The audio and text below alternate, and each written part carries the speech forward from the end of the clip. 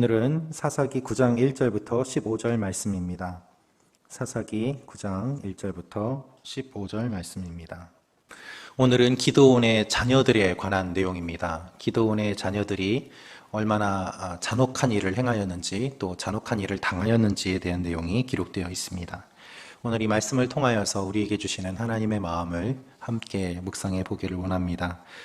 우리가 첫 번째로 볼 수 있는 내용은 인간적인 방법으로 권력을 얻으려는 악한 사람이 있음을 알고 깨어있게 하옵소서입니다.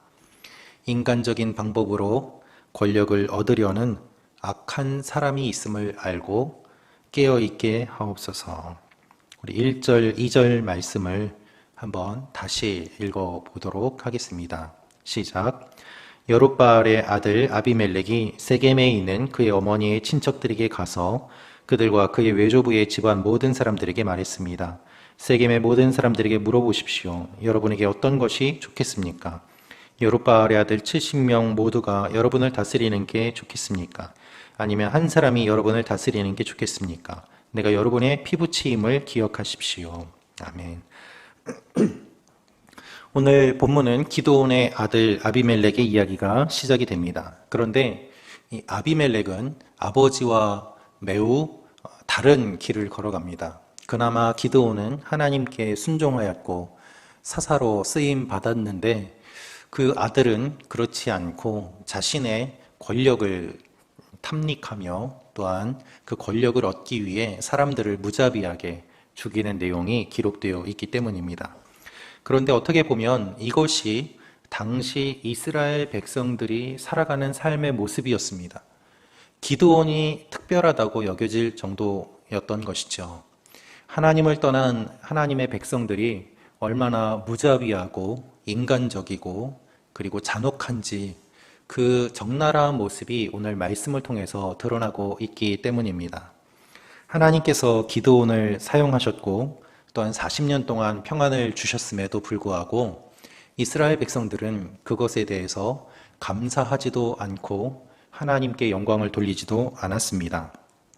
그 이후에 일어난 일들을 보면은 오늘 말씀처럼 아비멜렉이 권력을 잡기 위해서 인간적인 방법과 계획들을 세우고 또한 사람들을 동원하는 내용이 기록되어 있습니다. 9장 1절 말씀을 보면 여룻바알의 아들 아비멜렉이라고 되어 있습니다.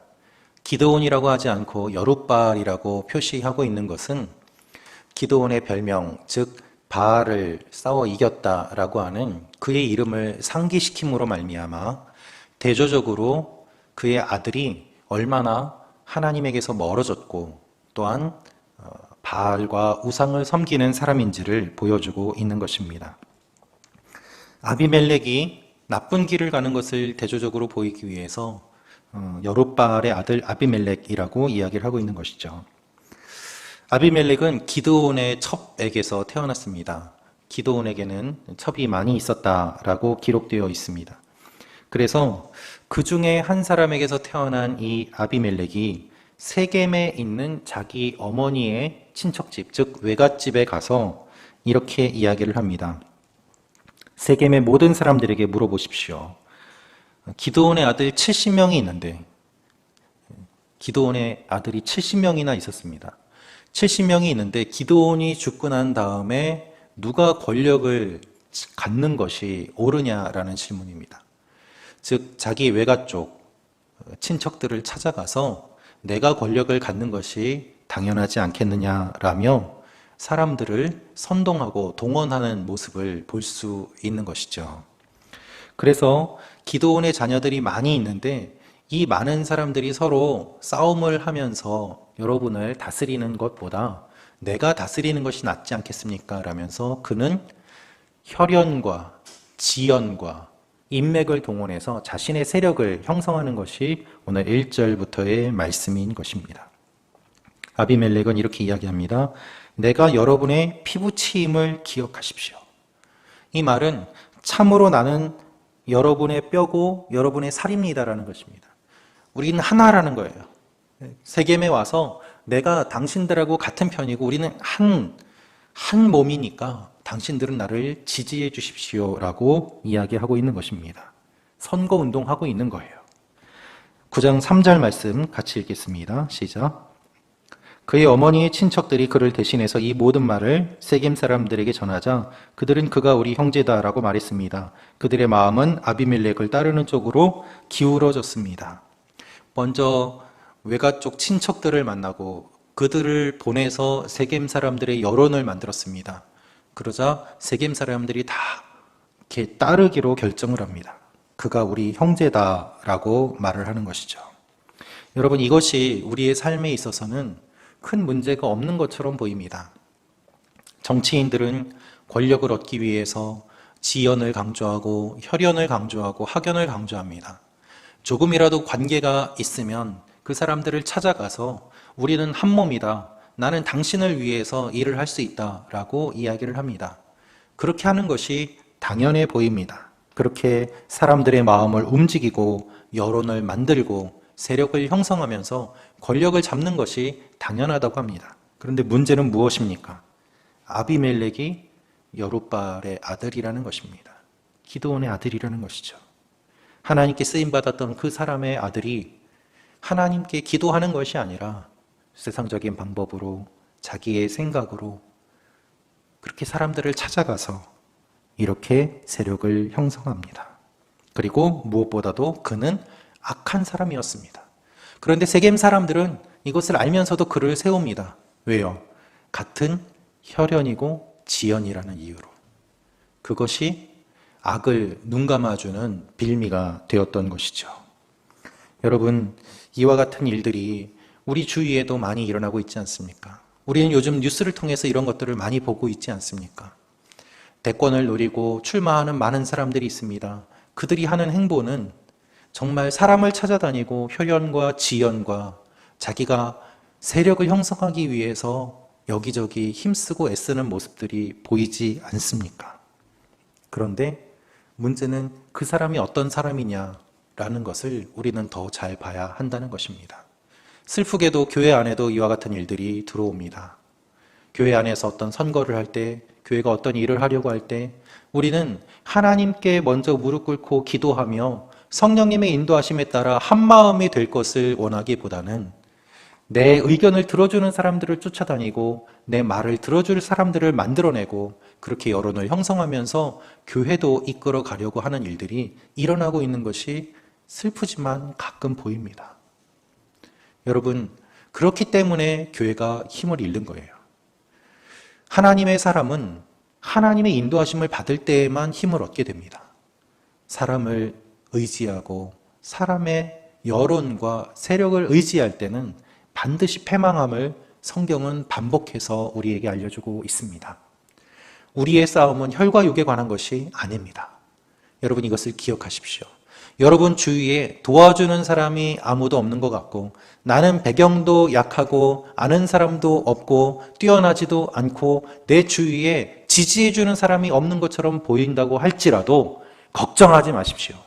우리가 무릎 꿇고 기도하고 하나님께서 함께 하시면 천군 천사가 우리와 함께 할 줄로 믿습니다. 사람과 그 세력을 의지하는 것이 아니라 그보다 훨씬 뛰어나신 하나님을 의지하도록 하나님께서 우리를 이 새벽에 불러주신 것입니다. 오늘도 눈 감고 기도하실 때, 기도할 때 보이는 천군 천사와 하늘의 영광이 여러분에게 임하시기를 축원합니다. 눈 뜨면 안 보여요. 눈 감아야지 보여요. 그것이 하나님의 역사이기 때문입니다. 이 일들이 일어나시기를 축원합니다. 두 번째로 묵상할 수 있는 내용이 있습니다. 권력을 위해서 잔인한 일도 서슴지 않는 사람이 있음을 알고 그들을 주의하게 하옵소서입니다. 권력을 위해서 잔인한 일도 서슴지 않는 사람이 있음을 알고 그들을 주의하게 하옵소서. 우리 5절 말씀 같이 읽도록 하겠습니다. 시작. 그는 오브라에 있는 자기 아버지의 집으로 가서 자기 형제인 여룻바알의 아들 70명을 한 바위 위에서 죽였습니다. 그러나 여룻바알의 막내 아들 요담은 몸을 숨겨 그만 살아남았습니다. 세겜 사람들의 마음이 움직였습니다. 그들의 마음이 아비멜렉을 따르게 되었습니다. 그리고 금전적인 지원을 아끼지 않았습니다. 그들이 어떻게 했는가 하면 바알 브릿 신전에서 가져온 은 70개를 주었습니다. 우상의 신전에서 가져온 은을 그에게 줌으로 말미암아 그가 그 돈을 받게 되었습니다. 여러분, 세력을 형성하고 여론을 만드는 것뿐만 아니라 금전적인 지원도 했다는 것이죠. 이 돈을 가지고 아비멜렉은 무엇을 했을까요? 그는 건달을 고용했습니다. 그리고 자신의 세력을 형성합니다. 그들을 꾸미는 말을 보면 건달이라는 말은 도덕적으로 비난받을 만한 사람, 권력에 대해서 무조건 저항하는 망나니, 이러한 의미를 담고 있습니다. 쓰임받았던 사사의 아들이 돈으로 사람들을 사서, 불황자들을 사서 자신을 위한 조직으로 만들었다는 것입니다. 그리고 그가 한 일은 무엇인가 하면 자신의 형제들을 죽이는 것이었습니다. 여러분, 자기 아버지 집으로 가서 자기 형제 70명을 한 바위 위에서 죽였다라고 기록되고 있습니다. 한 바위에서 죽였습니다. 형제를 차례차례 죽여가는 그의 모습을 한번 상상해 보십시오. 얼마나 끔찍합니까? 얼마나 잔혹합니까? 어머니는 다를 수 있지만 아버지는 기도원 한 명입니다. 그 형제들을 죽임으로 말미암아 내가 권력을 갖겠다라는 의지를 확고하게 모든 사람들에게 보이고 있는 것입니다. 어쨌든 가족 아닙니까? 그런데 자신이 왕이 되기 위해서, 자신이 권력을 갖기 위해서 그 가족마저 죽이는 잔혹한 모습을 우리는 오늘 말씀을 통해서 볼 수 있습니다. 여러분, 죄의 특징은 자기 사랑입니다. 자기 자신을 사랑하는 것, 그것이 죄의 가장 큰 특징입니다. 극단적인 자기 사랑이 어디까지 나타납니까? 형제를 죽이는 것으로 나타납니다. 내가 왕이 되기 위해서 형제를 죽이는 것, 그것이 가능해진다. 이것이 극단적인 자기 사랑의 모습인 것이죠. 여러분, 우리는 권력을 추구합니다.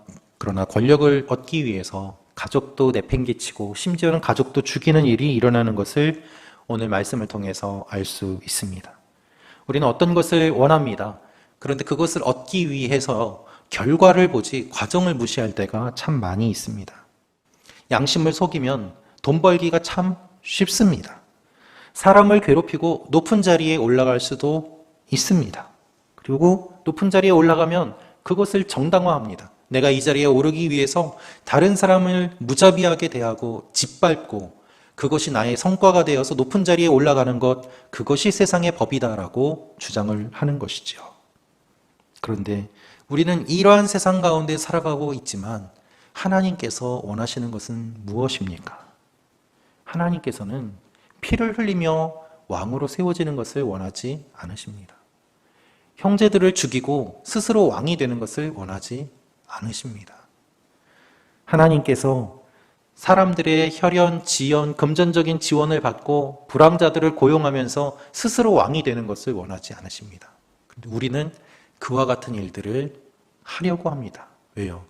하나님의 도우심이 잘 보이지 않으니까. 돈을 의지하고 사람을 의지하고 나를 지지해주는 세력들을 만들려고 하는 것이죠. 여러분, 이렇게 사람들을, 세력을 만들어서 높은 자리에 올라가면 어떻게 될까요? 높은 자리에 올라간 이후에는 그 사람들한테 한 자리씩 주면서 그 자리를 보장해 주어야지 끝까지 충성하지 않겠습니까? 그것이 세상의 법입니다. 여러분, 이것을 우리 그리스도인들은 냉철하게 바라보아야만 합니다. 그것이 다들 그렇게 한다고 그렇게 당연하게 받아들여서는 안 됩니다. 하나님께서 원하시는 리더, 하나님께서 원하시는 사람, 하나님께서 원하시는 방법, 그것이 무엇인지를 우리는 끊임없이 말씀을 통해서 살펴보고 우리 스스로를 묵상해야 하는 것이죠. 그래서 우리의 싸움은 혈과 육의 싸움이 아니고 이 세상 권세자들의 싸움이고, 그리고 가치관의 싸움이에요. 나 혼자 싸우기는 너무 힘듭니다. 그래서 하나님이 함께 하신다고 약속해 주시는 것입니다. 우리가 회사 생활에서, 사회 생활에서 이와 같은 구조 가운데서 너무 많은 유혹을 받지 않습니까? 그래서 기도할 수밖에 없습니다. 주님, 도와주십시오. 도와주십시오. 무자비한 사람들이 우리 주위에 많이 있습니다. 그 가운데 주님의 은혜로 살아갈 수 있도록 지켜주십시오. 이것이 오늘 여러분과 저의 기도 제목이 되기를 기도합니다. 세 번째로 묵상할 수 있는 내용이 있습니다. 사람을 의지할 때 최악의 결과가 나옵니다. 라는 것입니다. 사람을 의지할 때 최악의 결과가 나옵니다. 14절, 15절 말씀을 우리 한번 같이 읽도록 하겠습니다. 시작. 마지막으로 모든 나무들이 가시나무에게 말했소. 당신이 와서 우리 왕이 되주십시오. 가시나무가 나무들에게 말했소. 만약 너희가 나를 너희의 왕으로 삼아 기름 붓기를 정말 원한다면 내 그늘에 와서 피하라. 그렇지 않으면 가시나무에서 불이 나와 레바논의 백향목을 불살라 버릴 것이다. 세겜 사람들이 아비멜렉을 왕으로 삼았습니다. 생명의 삶 플러스 자료를 보니까 세겜은 여호수아가 하나님 앞에서 언약을 갱신한 곳입니다. 그곳에 상수리 나무 아래에 증거의 돌을 세웠습니다. 그 세겜에서 왕이 된다는 것은 어떻게 보면 이스라엘의 왕으로서 정통성을 주장하는 것이고 내가 여호수아의 뒤를 잇는 사람이다라는 것을 은연중에 사람들에게 나타내기 위한 것이었습니다. 그런데 당시의 세겜은 가나안의 우상을 섬기는 곳으로 타락했던 것을 우리는 기억해야 합니다. 세겜 사람들이 아비멜렉을 왕으로 세웠다는 소식을 듣자 요담이 그리심산에서 이야기를 합니다. 세겜은 에발산과 그리심산이 보이는 계곡의 위치에 있는 곳입니다. 무역로에 있었고 그래서 경제적으로는 매우 풍성한 곳이었습니다. 그런데 여러분, 에발산과 그리심산이 보이는 세겜에서 왕이 되었는데 에발산과 그리심산은 무엇을 의미합니까? 하나님의 축복과 저주를 의미합니다. 그래서 이 세겜에서 에발산과 그리심산이 보이는데 하나님의 축복과 저주의 약속을 기억하며 하나님께로 돌아오는 것이 아니라 그는 스스로 왕이 되었음을 선포하고 사람들을 죽이는 잔혹한 일을 했던 것입니다. 세겜 사람들은 거기에 동조하여서 그를 추대합니다. 그런데 살아남은 요담은 이렇게 예화를 통하여서 선포하고 있는 것이죠. 그가 전한 예화는 무엇입니까? 결국 가시나무가 왕이 되었다는 거예요. 중요한 사실은 나무들이 가시나무에게까지 가서 우리 왕이 되달라고 요청을 했다는 것이죠. 왜 쓸모없는 가시나무에게까지 가서 요청을 했을까요? 그 결과 가시나무가 왕이 되지 않았습니까? 왕이 된 결과 고통을 경험하게 되지 않습니까? 그 이야기를 하고 있는 것입니다. 여러분은 잘못된 선택을 했습니다 라는 것을 이 예화를 통하여서 이야기하고 있는 것이죠. 여러분, 축복과 저주가 함께 보이는 그 땅에서 사람들은 잘못된 선택을 하였습니다. 오늘도 하나님께서는 우리에게 축복과 저주에 관한 분명한 기준을 말씀하고 계십니다.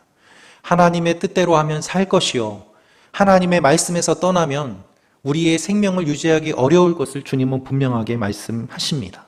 그런데 그것을 알면서도 보면서도 우리가 세상의 방법과 가치로 따라 살아가는 일들이 일어남을 주님은 안타까워하시면서 이 말씀을 통해서 다시 한번 돌아오라고 말씀하고 계시는 것입니다. 하나님의 축복과 저주가 있습니다. 주님이 우리에게 원하시는 것이 있습니다. 여러분, 인간적인 생각으로 리더를 뽑는 것이 아니라 영적인 시각으로 하나님께서 원하시는 리더를 뽑는 것, 그리고 하나님께서 세우시는 그 사람을 바라보며 그 사람에게 함께 영적인 힘을 실어주는 것, 그것이 매우 미묘한 차이입니다. 내가 인간적인 눈으로 저분을 따르는가 아니면 영적인 눈으로 기도하며 따르는가. 하나님께서 이 나라와 민족을 위해서 이제 계속해서 기도하게 하십니다. 리더가 뽑히는 중요한 시기이기도 하고 나라의 리더뿐만 아니라 세워진 리더들 위해서도 계속해서 기도해야 합니다. 그리고 특별히 아프간의 여러 리더들, 하나님께서 우리에게 기도하기 원하시는 많은 내용들이 있습니다. 그 내용들을 우리가 마음에 새기고 오늘 이 말씀을 기억하며 하나님의 축복을 따라 사는 하나님의 백성들 되게 하여 주옵소서. 하나님의 축복으로 이끌어가는 리더들이 세워지게 하여 주옵소서. 함께 같이 기도하는 여러분과 제가 되기를 축원합니다. 이 시간에 같이 기도하겠습니다.